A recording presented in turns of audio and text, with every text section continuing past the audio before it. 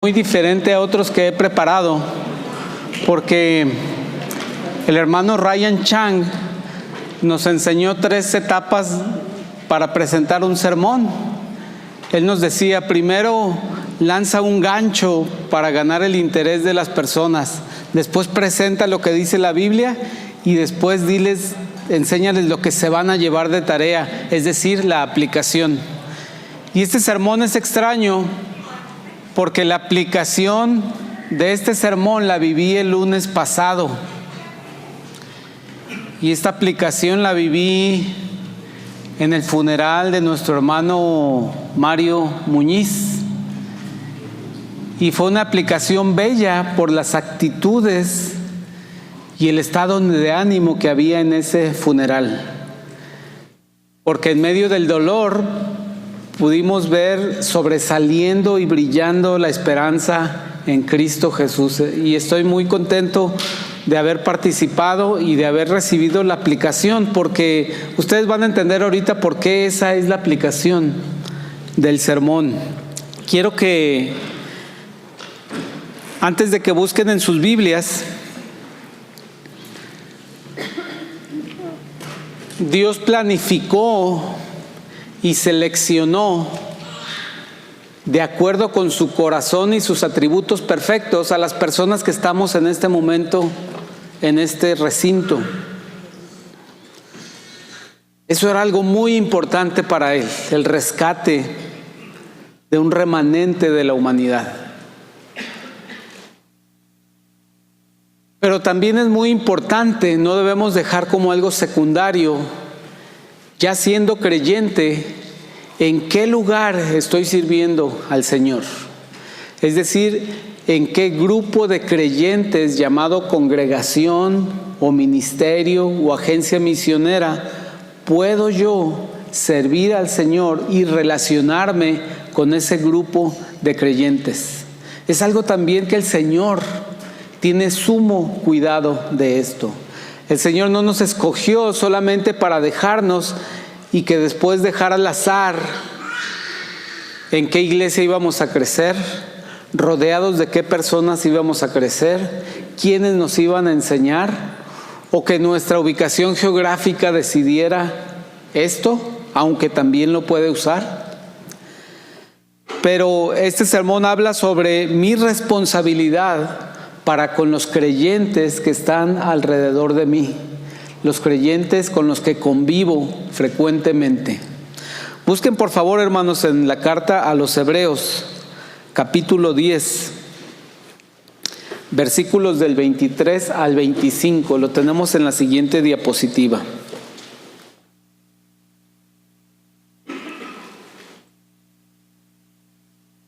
Dice así, Hebreos 10, versículo 23. Mantengamos firme, sin fluctuar, la profesión de nuestra esperanza, porque fiel es el que prometió. Y considerémonos unos a otros para estimularnos al amor y a las buenas obras, no dejando de congregarnos como algunos tienen por costumbre, sino exhortándonos, y tanto más cuando veis que aquel día se acerca. Hermanos, sin duda, aunque seas joven o ya adulto, mayor, sin duda tienes un plan para lo que quieres hacer en tu vida. Tienes una planificación para lo que quieres lograr en los próximos años, quizá en los próximos meses. Quizá incluso tienes un plan sobre lo que vas a hacer en el día y seguramente involucra las cosas más importantes en tu vida: tu familia, tu relación con Dios, tu trabajo, tu salud. Pero lo que yo quiero preguntarte es si ese plan, si esa planificación que tienes acerca de tu vida involucra cosas que tienes que hacer en relación a los creyentes o para los creyentes que están alrededor de ti, las personas que están cercanas a ti y que son creyentes. Esa es la pregunta. ¿Tienes algún plan deliberado para interactuar con estas personas, con estos creyentes?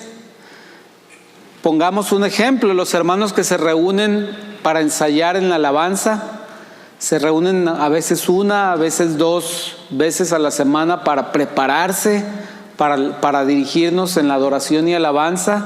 Pasan un tiempo juntos sirviendo al Señor.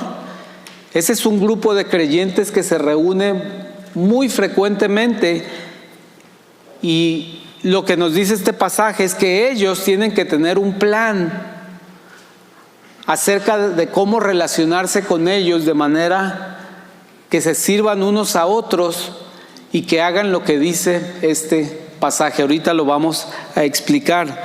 Lo que pretendo que tú reflexiones es si estás incluyendo en tu plan del día, de la semana, del mes, cómo relacionarte y cómo hacer lo que dice este pasaje con otros creyentes.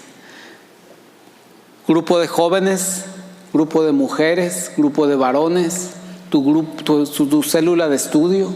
¿Estás planeando algo con relación a ellos? Y no me refiero solamente si estás estudiando la lección y preparándote para la clase, sino estás preparando algo específicamente de ti para cada uno de los participantes de esta célula, de manera que se logre lo que dice este pasaje.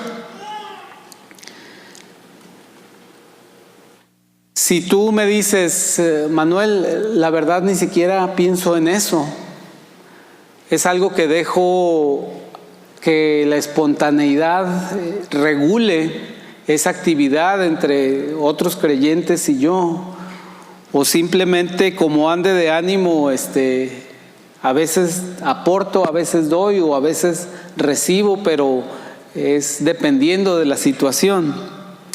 Déjame decirte que si no estás haciendo un plan, si no estás pensando en cómo interactuar de una manera servicial con otros creyentes, estás alejándote a ti mismo del diseño de Dios para tu vida en convivencia dentro de una congregación. Y estás alejándote también como consecuencia de los medios de gracia que Dios ha establecido en la iglesia y que son una fuente de guía, de fortaleza, de fruto y de gozo. Es evidente en la Biblia, incluyendo este texto, que Dios quiere que nosotros nos propongamos algo específico en relación a la vida de los creyentes que tenemos más cerca.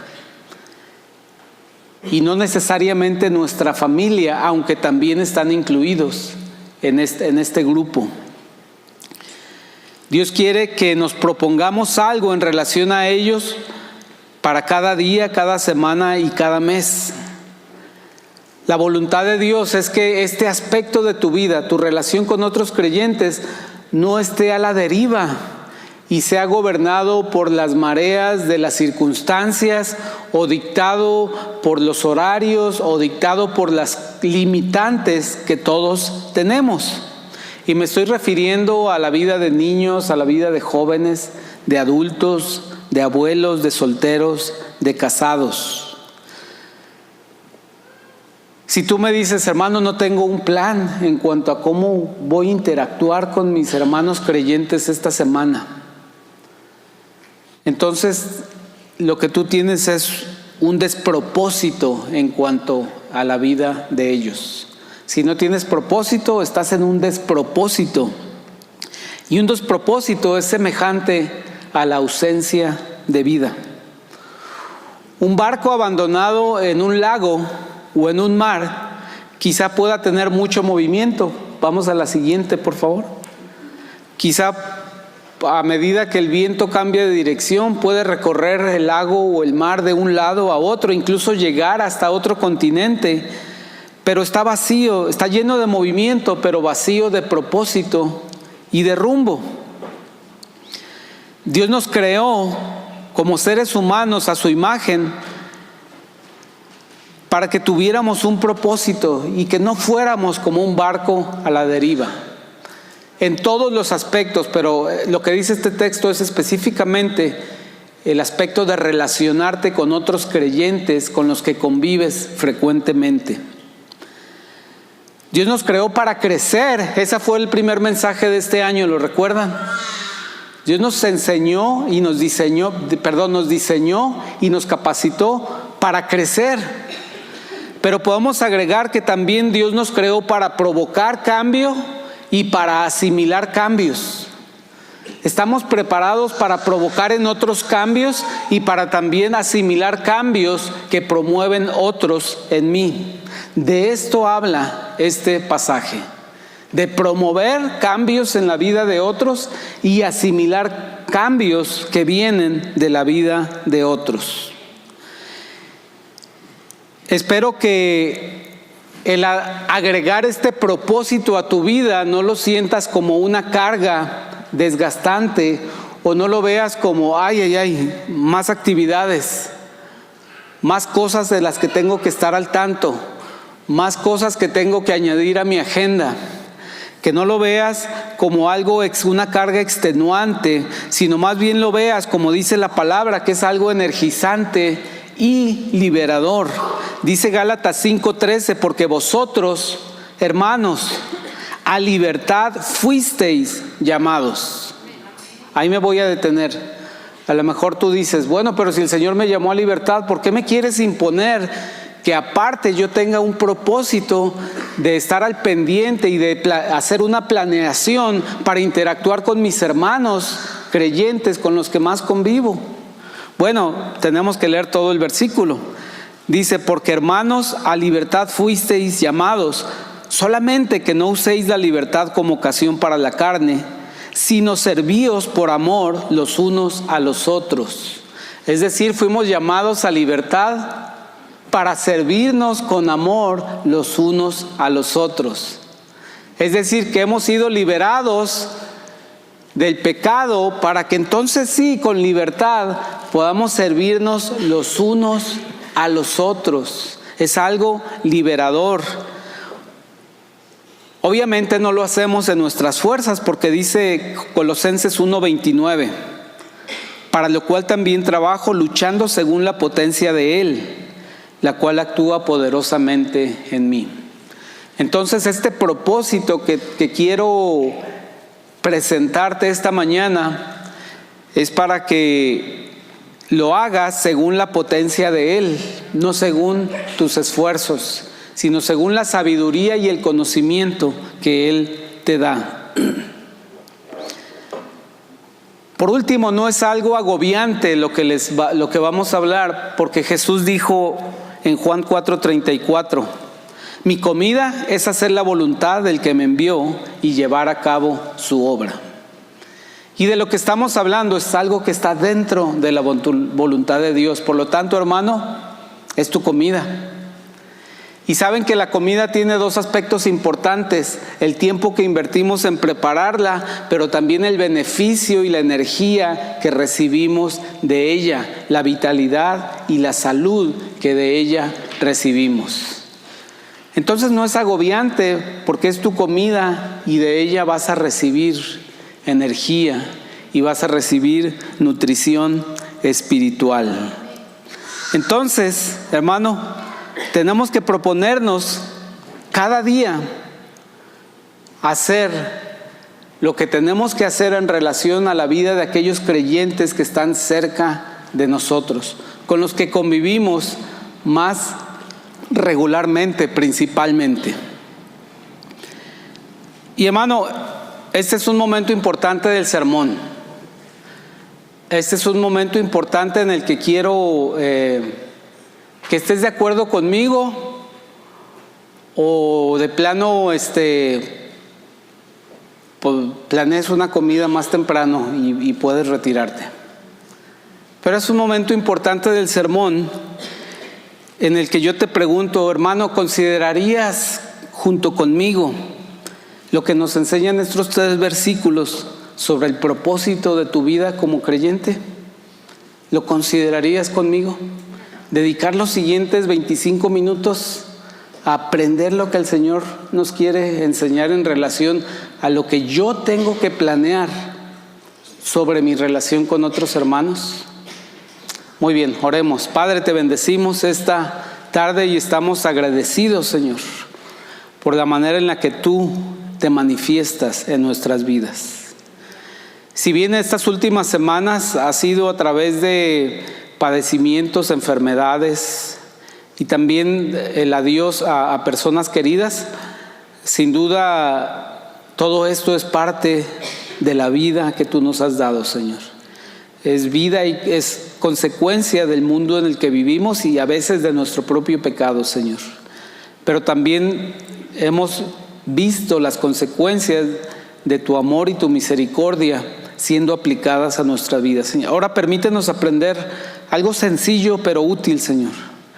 Algo aplicable y que inmediatamente podamos poner a tu servicio, Señor, y al servicio de otros para bendición y engrandecimiento de tu reino. En Cristo Jesús. Amén. Muy bien. Quizá Dios utilice este pasaje que acabamos de leer para permitirnos un mayor enfoque acerca de nuestras responsabilidades como creyentes. Ojalá Él pueda eliminar cierta confusión y disipar cierta niebla que puede haber acerca de mi responsabilidad para con otros creyentes. En primer lugar, y este primer lugar podría ser el punto número 1 de cualquier sermón que predicamos aquí domingo a domingo. Desafortunadamente no lo podemos incluir porque no está en todos los textos, no se repite en todos los textos. Pero en primer lugar, el autor de Hebreos dice: mantén firme la profesión de tu esperanza. Eso es lo más importante en cualquier aspecto de nuestra vida como creyentes. Sea una batalla de salud, sea la educación de nuestros hijos, sea mi responsabilidad para con los creyentes, sea el ministerio en el que voy a servir a Dios, lo primero y más importante es esto: mantener firme la profesión de nuestra esperanza. Ese es el valor supremo de cualquier cosa que hacemos como creyentes. Eso lo dice el versículo 23, mantengamos firme la profesión de nuestra esperanza sin vacilar, porque fiel es el que prometió. Y hermanos, esto no es algo que hacemos con habilidad con las manos o con los pies o en la oficina o en algún lugar específico. Esto es algo que el Señor ve directamente en tu corazón y en tu mente. El tener firme nuestra esperanza. Conserva tu esperanza. Suena muy simple, suena muy básico, pero yo te preguntaría, Anel, si la gente que te ve todos los días, la gente que habitualmente convive contigo, ¿esa gente diría de ti que eres una persona de esperanza? ¿Eres una persona firme en su esperanza? Quizá ahí es donde no estamos tan seguros, ¿no? Quizá ahí es donde no estamos tan seguros si estamos, no que tengamos que dar la impresión, pero si lo estamos siendo, deberíamos de dar esa impresión de que somos una persona que mantiene su esperanza en medio de las dificultades. Por eso les digo que el lunes vi una aplicación de esto, porque yo vi personas en la familia Muñiz firmes en su esperanza. Entonces, este es lo básico de cualquier disciplina, de cualquier plan que tenemos que hacer: mantener firme nuestra esperanza. ¿Por qué? Porque tenemos una voluntad férrea, porque somos muy inteligentes, porque somos muy hábiles. No, sino porque fiel es el que prometió. Y ese fue el mensaje de la semana pasada. Gracias a Dios por ese mensaje. Le pido que ore por el hermano Raúl porque está enfermo, tiene problemas de vértigo. Y el Señor es fiel. Y esta esperanza que tenemos es respecto de muchísimas cosas que el Señor ha hecho por nosotros. No solamente y específicamente en el sacrificio de Cristo en la cruz, que es el comienzo y donde depositamos nuestra mayor esperanza, en que su resurrección sea la garantía de nuestra salvación y de la llegada del Espíritu Santo a nuestra vida, sino que también podemos tener esperanza en muchas otras cosas que ha dicho Dios acerca de nosotros. Mire, no me voy a ir muy lejos, pero voy a utilizar los siguientes 4 capítulos de este mismo libro, capítulo 10, 11, 12, 13.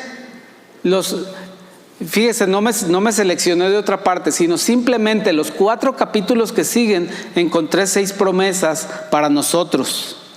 El Señor ha prometido que seremos hechos perfectos por un solo sacrificio, dice el capítulo 10, versículo 14, un poquito antes de nuestro pasaje.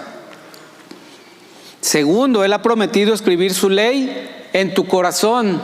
Eso está en el versículo 16, capítulo 10. Él ha prometido olvidar para siempre tus pecados, capítulo 10, versículo 17. Llevamos 3 promesas. Él ha prometido producir bien en todo tu dolor, capítulo 12, versículo 10. No me he salido de este fragmento de la palabra. Él ha prometido obrar en ti en lo que es agradable a sus ojos, dice el capítulo 13, versículo 21. Y Él ha prometido nunca dejarnos o desampararnos, capítulo 13, versículo 59. Entonces, cuando hablamos de mantener nuestra esperanza, es en relación a muchas cosas que Dios está prometiendo para la vida del creyente.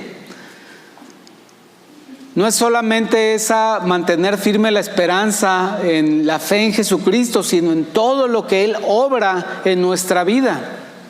Entonces, hermanos, hay bastante material para mantenernos y sostenernos y, como dice, mantener firme la profesión de nuestra esperanza.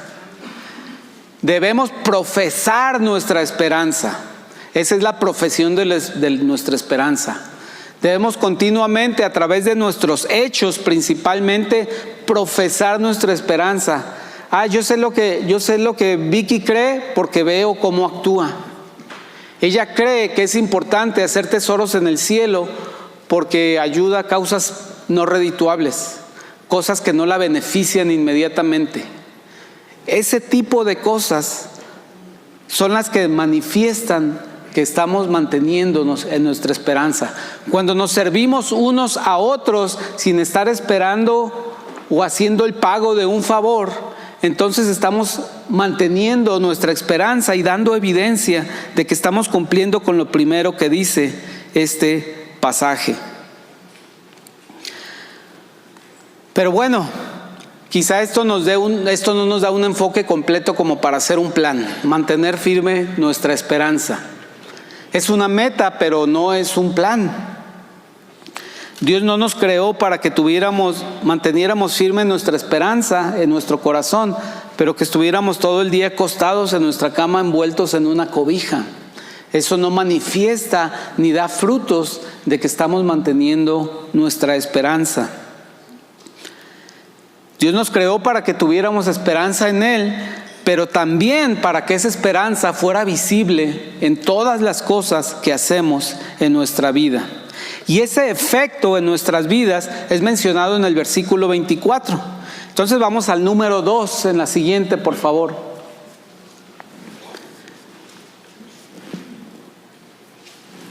Dice que tenemos que estimularnos unos a otros al amor y a las buenas obras. Esto sí ya va sonando como un plan. Esto ya va sonando como acciones que yo puedo hacer en la vida de otros. Leemos el versículo 24, y considerémonos unos a otros para estimularnos al amor y a las buenas obras. Este es algo muy importante en tu vida de servicio, en tu vida mientras estamos aquí en la tierra. Obviamente hay otros propósitos que el Señor tiene para nuestra vida. Este no es el único, pero sí es el que enfatiza este texto que escogimos. Ahora, a veces pudiéramos leer este versículo como si dijera, tal vez parece que diga, ámense unos a otros y hagan buenas obras. No estaría incorrecto. ámense unos a otros y hagan buenas obras. Muy bien, voy a amar a mis hermanos y voy a esperar de ellos amor y vamos a hacer buenas obras. Es correcto, pero no es lo que dice el pasaje. El pasaje es un poquito más específico en cuanto a lo que le demanda a un creyente. Dice que consideremos cómo estimularnos unos a otros al amor y a las buenas obras. Y habla una palabra muy importante: estímulo. ¿Qué significa? Que el Señor nos creó con la capacidad de estimular a otros. Y el estimular es facilitar un cambio de actitud.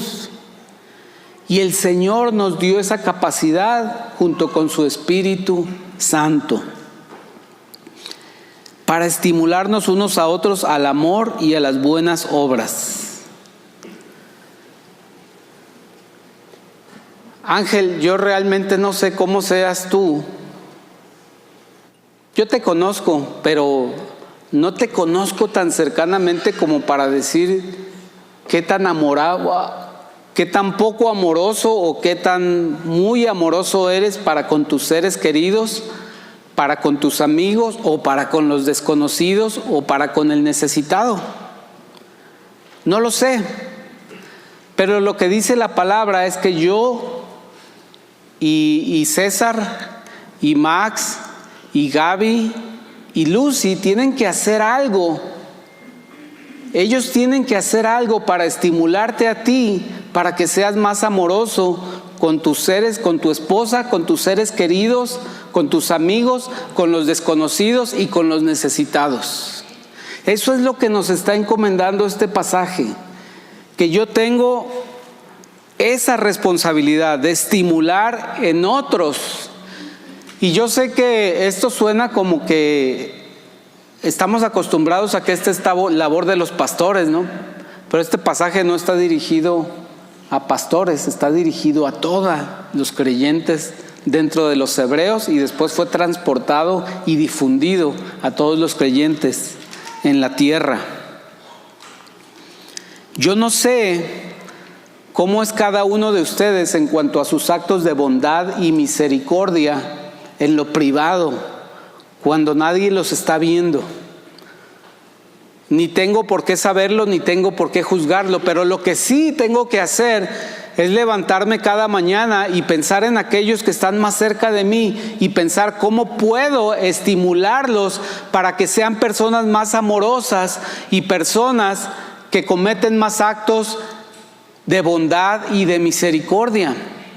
Eso es lo que este pasaje me pide a mí y nos pide a todos como creyentes, que encuentre las maneras de ayudar a otros a convertirse en personas amorosas. Fíjense el valor de esto. A veces tratamos de arreglar muchas cosas que son consecuencias de que una persona es dura, áspera, carente de amor. Y estamos tratando de arreglar sus consecuencias, echando mecánica en los corazones, en los familiares, en los amigos, aconsejando, consolando. Cuando la fuente, la causa de ese problema es que la persona no sabe expresar su amor o no sabe ser amorosos o no conoce lo que es el amor sacrificial. ¿Qué ahorro de tiempo, energía y de lágrimas sería que trabajáramos directamente en que esa persona fuera amorosa y de esa persona salieran actos de amor y bondad para con todas las personas que están a su alrededor? Es muy importante esta inversión de tiempo en términos de la bendición que puede lograr. Y es muy importante, y lo tomo como un punto por separado, el punto número 3, el hecho de que se trate de considerarnos unos a otros. Podemos avanzar la siguiente, por favor. Esto nos permite ser más precisos, porque la palabra consideremos es un poquito difícil y tenemos que tomar de referencia cómo utilizó esta palabra el mismo autor. Y este autor, en esta carta, utiliza esta palabra en el capítulo 3, versículo 1. Búsquela, por favor, y vea quién es el objeto de esta consideración. ¿Alguien me puede decir?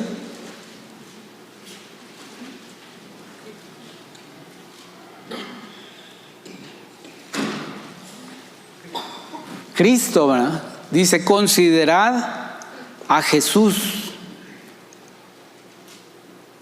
O sea que la gramática del 3.1 dice, considera a Jesús. Eso como que suena una señal de que es importante, ¿verdad? Es decir, piensa en Jesús, conoce a Jesús, estudia a Jesús, ocúpate en las cosas de Jesús, escucha lo que dice Jesús, entiende lo que dice Jesús, considera a Jesús.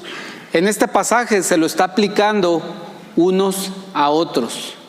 Escucha lo que dicen otros, estudia a otros, observa a otros, aprende cómo son otros, encuentra cómo son otros, entiende cómo viven aquellas personas cerca de ti.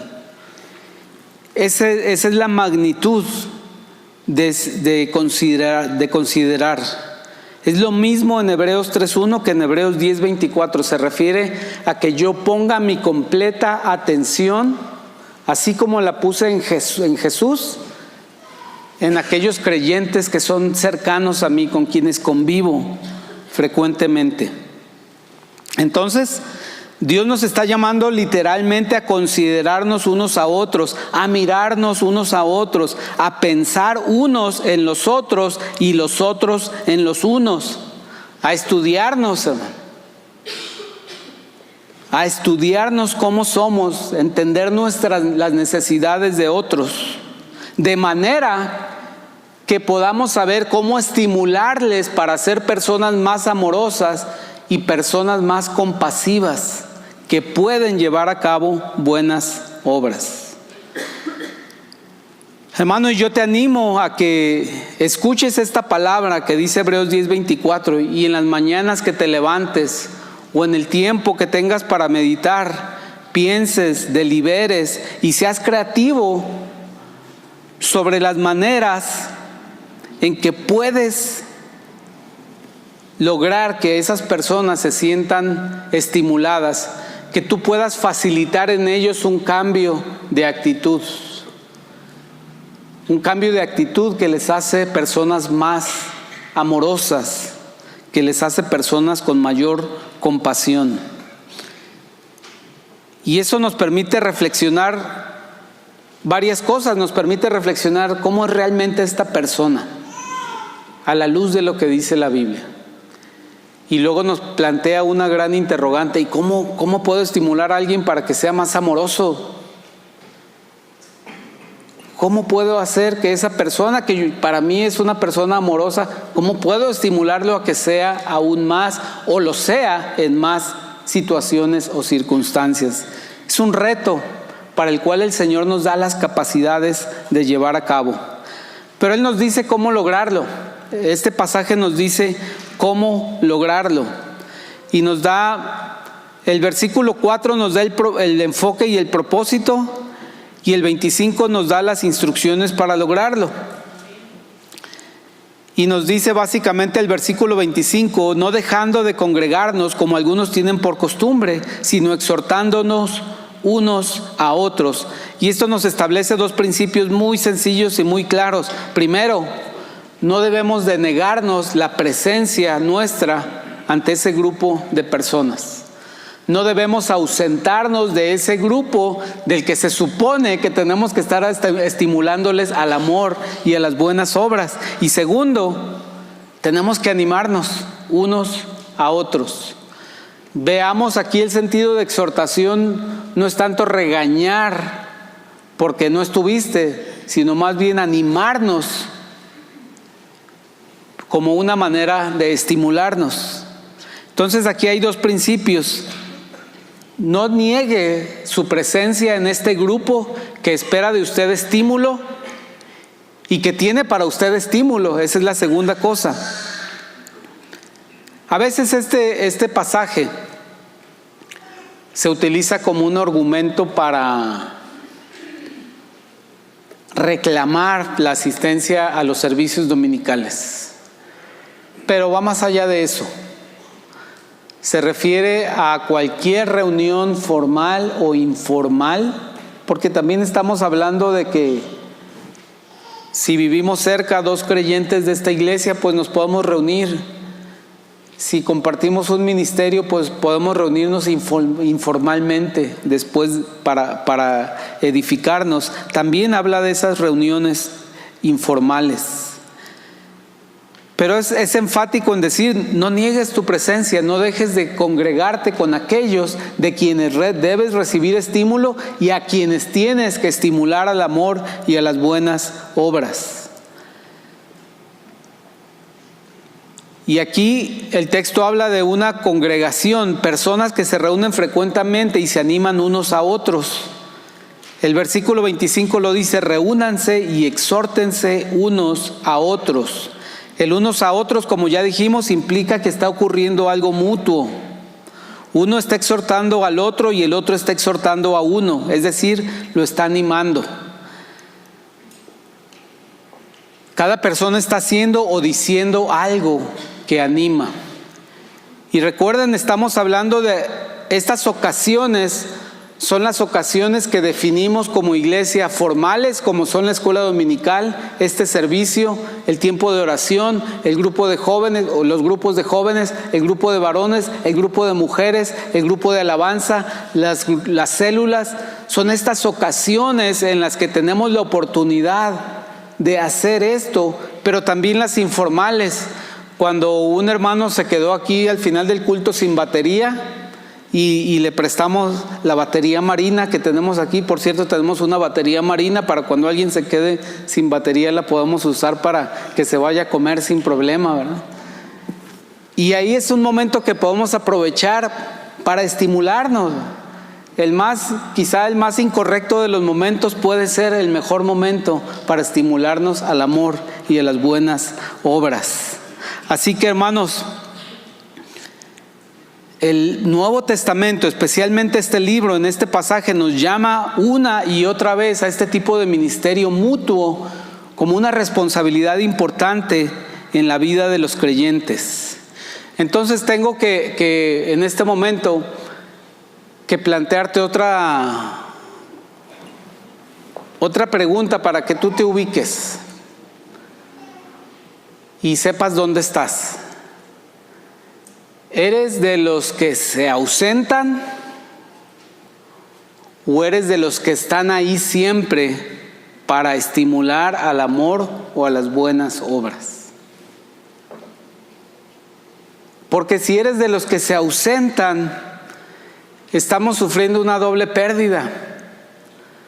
Tú te estás perdiendo de que seas estimulado al amor y a las buenas obras, y estás haciendo que los demás pierdan porque no los estás estimulando tú al amor y a las buenas obras.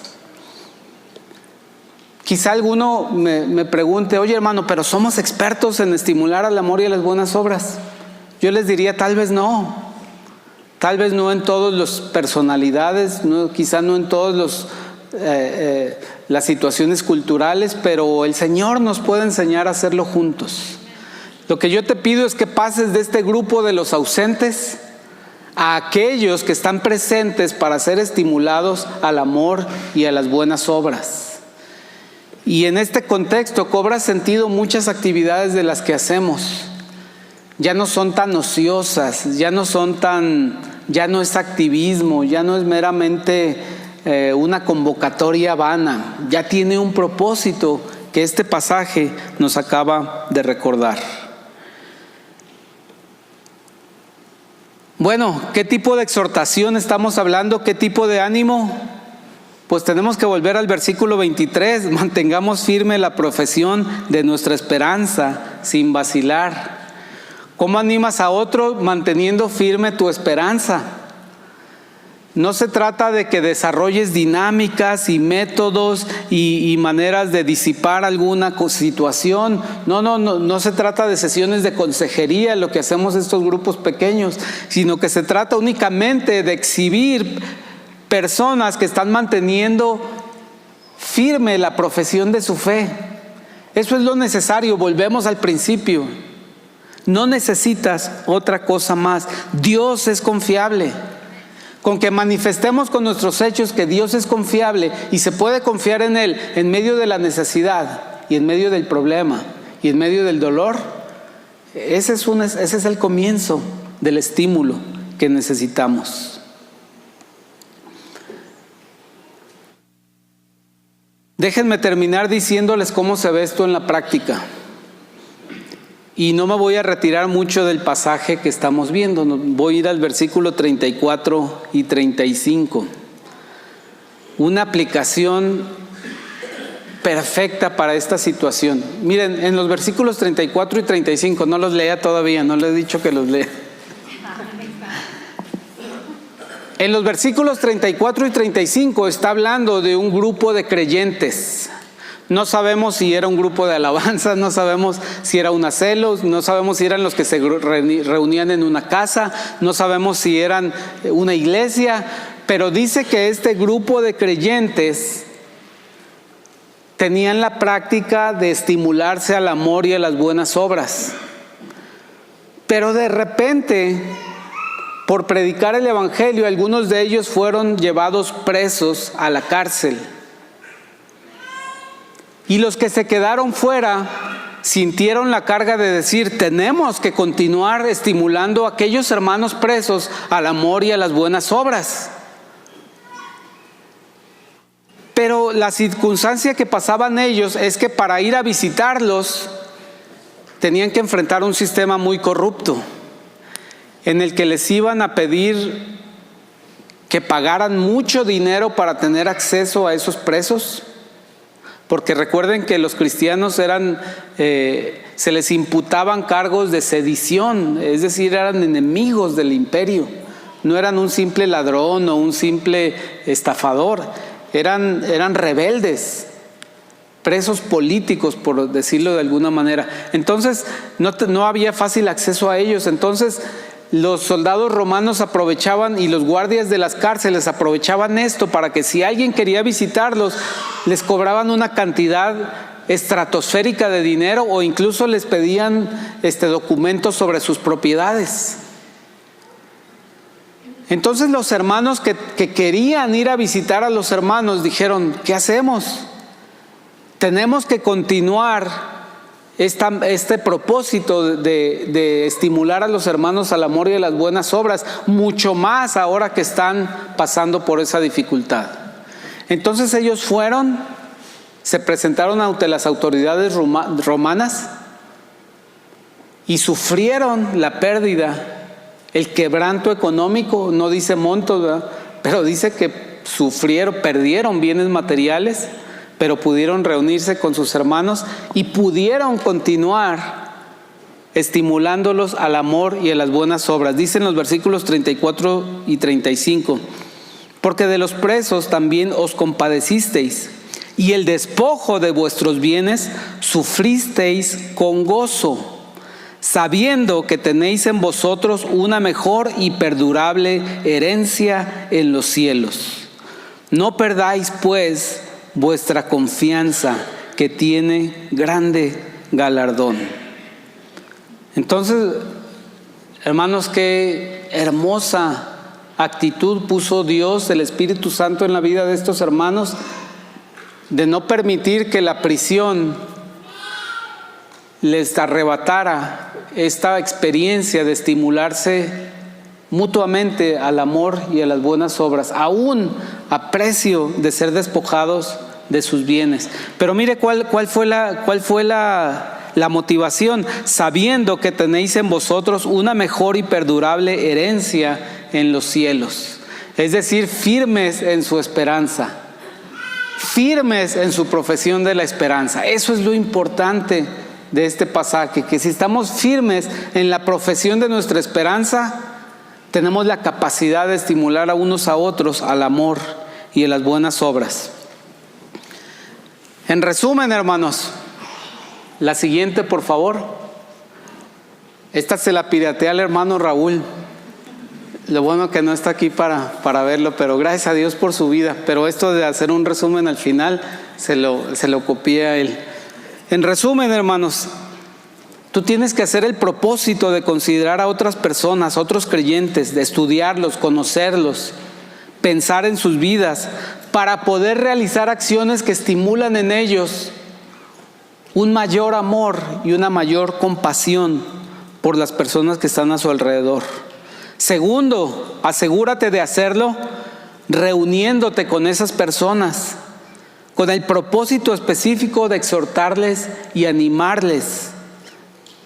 Es decir, animarse unos a otros. Y número 3, permite que la esencia de esa exhortación sea el recordatorio de cuán grande es nuestra esperanza en Cristo y cuán confiable es nuestro Dios. Y mientras vemos que se acerca el fin de los tiempos, dice el versículo 25. Dice que lo hagamos más esto, de estimularnos al amor y a las buenas obras. No que lo hagamos menos, sino que conforme se acerca el final de los tiempos, lo hagamos todavía más. Y dice la palabra, y debido al aumento de la iniquidad, el amor de muchos se enfriará. Pero el que persevere hasta el fin, ese será salvo.